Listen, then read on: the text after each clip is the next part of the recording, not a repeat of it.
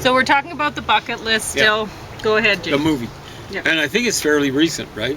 Anyway, Okay. yeah. Well, it might not be. The machine might be.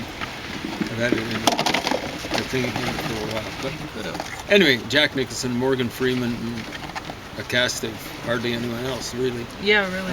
It was basically them. And, you know, we're talking about in this movie, Morgan Freeman being with his the wife in the movie, his wife in the movie, and all of a sudden the air went out of the movie because, as we were saying Terrible before, actors. you never put two people who can't act on the screen at the same time, no one else there to assist them. Just, all right, so there were lots of things that were wrong about the movie, though. We've so already caught that part. Yeah, we already did. But, so,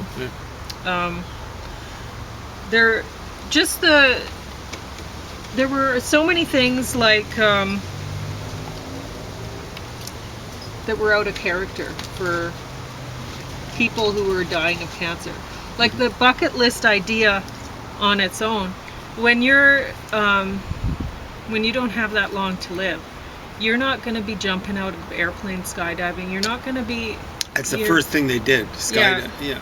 You're not going to be doing climbing up the pyramids. You're not going to do that stuff. What we figured is Nicholson was a rich guy and maybe got them landed by helicopter. Yeah, no, like you're. So yeah, I mean, you can think, well, I guess if that happened, maybe they got helicoptered up there because Jack Nicholson's character is so wealthy or whatever. But show it. No, what we were supposed to think is that they climbed up, hiked all the way up there. You remember what I looked like? Yeah. I still look kind of like death warmed over, but I looked like death not even warmed over after I've recovered from stem cell therapy. Recovered. I was in remission. You wouldn't have the muscles for it. You've been confined to bed, all that sort of stuff. Basically, yeah, because Gosh, don't so sick. do stupid stuff like that. That's just bad writing. Now, there is a kind of a moral to the story as it is. The bucket list eventually gets ripped up because it's all these external things. And then one of them starts to write a new bucket list. Well, maybe. Or maybe it's left over. We were wondering. We were thinking, somebody must have written a new bucket list because the other one was got ripped up. But it looked all crumpled up. It looked like the same one. So I don't know what they were thinking there. Trouble with continuity there, maybe, folks. Yeah. Anyway, the stuff that they left was the personal stuff. So, folks, if you do have a bucket list, get that bucket list done before your terminal. Yeah, because you're not going to do it when you're terminal. You're going to have to leave that bucket list for somebody else to do. Something like that, and that's eventually how it ends up. Spoiler alert. But so their ashes get put someplace that was on their bucket list, the original. But it was something like Jack Nicholson getting together with, finally kind of semi-reconciling with his daughter, was it? And he got to meet his granddaughter. That was cute part. It was cute. Yeah. What happened? What did Morgan Freeman had maybe better sense than Jack Nicholson. I mean, he's a rich guy, and rich guys got problems.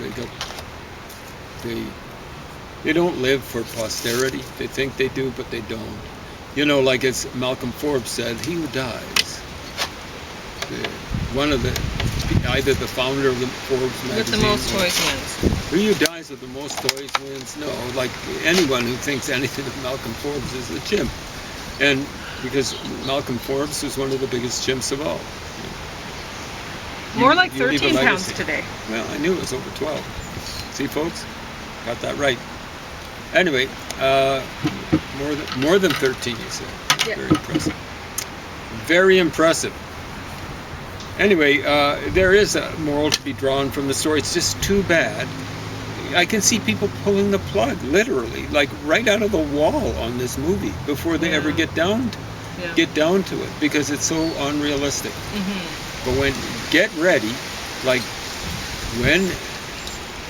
when you've got cancer, it seems cruel, like a cruel disease.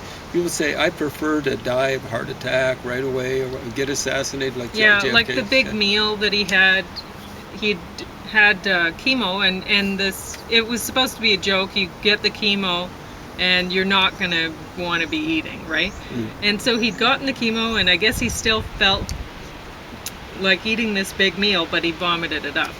And so then he had mouthwash, and James is like, he wouldn't want to use mouthwash because he has the throat cancer, and he just had the surgery and stuff, burn. and it would, if anything went down, and the taste would make you throw up again.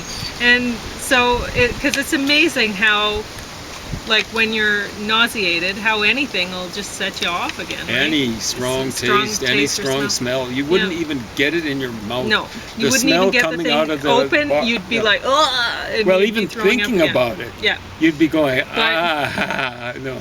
Yeah. And the food, I mean, he wouldn't have been able to eat it. Swallow it. Because James he was talking about the fruit plate. Every time he'd go into the hospital, he'd order because they give you a menu that you get to check off. He'd order up the fruit plate. Every time. And then as soon as it came, he couldn't eat it. Well, eventually, I'd open it up and the smell would, or I'd maybe get a little bit in my mouth and I'd go, oh man. But eventually, I still kept trying, but then I'd see it. I go, no, this isn't going to work because he knew he loves fruit normally. And I figured it'd be so mild, but fruit is fairly sharp. And of course, veggies are incredible. Like I was thinking, I need to eat healthily. Veggies and fruit. Veggies are really strong. The smell, whatever. Yeah. Get ready. If you're going through stem cell therapy or whatever, they'll say in a good place, they'll say hot chocolate. Hot chocolate's wonderful. I say, I love hot chocolate. But you wouldn't believe, when you can't get anything else down, how much you love hot chocolate when you're nauseated. You wouldn't think that would be something that you could get down, but so that was learned that trick in the hospital. They were. The funny thing is, they haven't learned it in Calgary.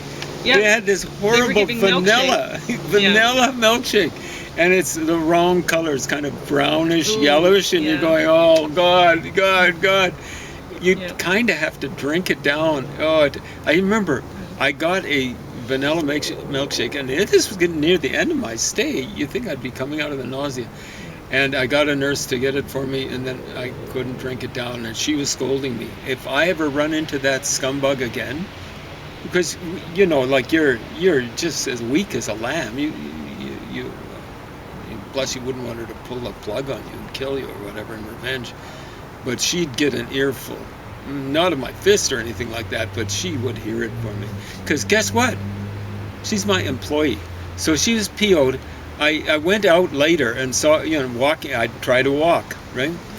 And I saw she was on the computer. Now, maybe she was doing some real computer research or something like that. But no, she was there. She was supposed to be taking care of patients. Now I have another one we have to eat right away. Anyway, she was supposed to be doing the rounds, taking care of patients, but she's on the computer. Lord knows doing what else. Anyway. You didn't like that when you talked about her. Oh, she's a real She scumbag. Always had her feet up. Yeah, there you go. Big fat feet. Well, she's overweight. You know what I'm saying? And people like that, when they're supposed to be on their feet, it's a problem. They just move around slowly. I knew one guy, a janitor, who was overweight. People were always complaining about him. He just didn't do the job. When I was in my 20s, I was doing janitorial. I didn't do my job, but at least I was in shape. Anyway, how much time do you think we've got there? 5? I don't know. Lots. Okay. Anyway, the movie does not come recommended. No. Like that. What is?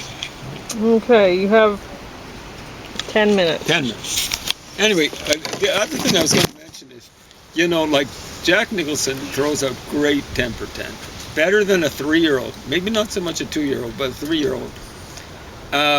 He actually pulled off a good scene. It was the funeral scene for Morgan Freeman's that was because he was holding back tears. He wasn't blubbering or breaking down. But good. You could see this is like a real person holding back tears. But the other thing he does is eating food. I can't do it. His eyebrows go up, and it's just, oh man. But you see, the thing is, they had him eating this food after the chemo. Yeah, and so then it doesn't work, right? Way, Yeah. no way. As soon as that hits your palate, you might even get it in your mouth, but you wouldn't be doing the Jack Nicholson eating the food thing. No way. And that's when he had the stuff for the throat. Yeah. Because you wouldn't want to swallow. James, when he had the cancer, before he was getting treatment, before he even got treatment, he was not wanting to eat. No. It was still, the cancer itself was making him nauseated. Well, that's that tip. Yeah, it comes with bone marrow cancer, hypercalcemia. Kidney failure actually causes nausea. I didn't know what was causing it, but yeah, I lost a lot of pounds.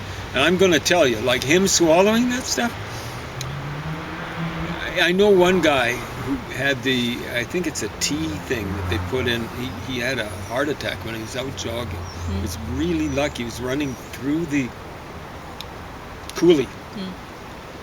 So it's like 300 feet down and up. That's the big problem. And he had more of that to come. He decided to have the heart attack once he'd made it over the other side. And it was basically in front of a fire station. So they had the emergency crew there. I think he would be dead otherwise. But he had the surgery done. They said, James, you wouldn't believe how much you didn't want to sneeze or cough. Yeah, well, I can imagine. Yeah. So you wouldn't want to be swallowing stuff. What do they give when they take out tonsils? It's like ice cream? Yeah, they don't give solid food. Yeah. So it'd be the same sort of thing. Slide down the throat. I knew what that guy was saying when my back was in such bad shape. 5 fractured vertebrae. I went a year without. Like if you had throat cancer and you had surgery on your throat, I don't even know if they'd be putting food down your throat. Intravenous. Yeah, intravenous. And if they weren't doing it, I'd be demanding it, frankly. But I just had 5 fractured vertebrae, and I didn't actually want to break any more. I was staying at Pauline's mom's place, and she keeps the place nice, comfy, toasty warm. A lot of people find it too hot. But boy, was I thankful for that, because I had to sneeze any number of times, but I didn't for a whole year. You feel something coming up, and it's amazing how you can restrain something like that if it actually feels like it's almost life and death. During that period of time, I coughed, I think, no more than 3 times. It might have been 2 times. He really wants your corn. It's amazing how you can suppress a cough. You're used to just coughing, and hopefully you went cough away roundabout. He tried to do it again this time. They get really persistent this time of year. One of the best poets I've ever run across, he's local, but he wrote something called The November Wasps. No, it's something else, but it's about, check this first line. My life flashed by me when I killed the November wasp. It wasn't like my life flashed by me when I was going to die, but he's identifying with this November wasp. But the wasps get bad too around this time of year, getting towards November. But flies get... November? Are you not meaning the November? Because we're nowhere near November. Well, that's what the line is. Okay. They get more and more persistent as it goes on. Huh? Okay. It could have been November 1st. That's what the line is. Okay. And it's anyway. Okay. Let's go in. Flies.